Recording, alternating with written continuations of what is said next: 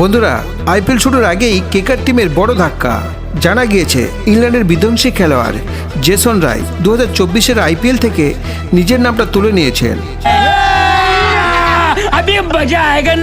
মানে কেকেআর টিমে তিনি আর খেলছেন না। তার পরিবর্তে ইংল্যান্ডের আরেক খেলোয়াড় ফিল সলকে নেওয়া হয়েছে। কিন্তু জেসন রায় কেন নিজেকে সরিয়ে নিলেন আইপিএল থেকে? কেন তিনি আর খেলবেন না নাইটদের হয়ে?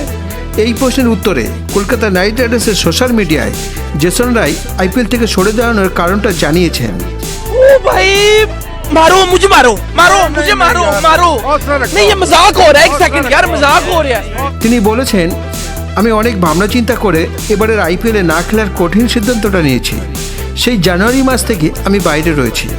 এই বছরটা খুবই কষ্টের মধ্যে আমার দিন কাটছে। আমার পরিবারের সবাই আমাকে নিয়ে ভাবতে শুরু করেছে।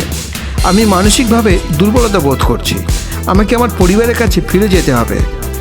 যেতে যেতে শুধু একটা কথা বলে যাই, আমার বন্ধু কেকেআর, তোমাদের জন্য অনেক শুভেচ্ছা রইল। আমি দূর থেকে শুধু তোমাদেরকেই সাপোর্ট করব। এবছর তোমরা আবারও চ্যাম্পিয়ন হবে। ये बड़ी अच्छी बात है।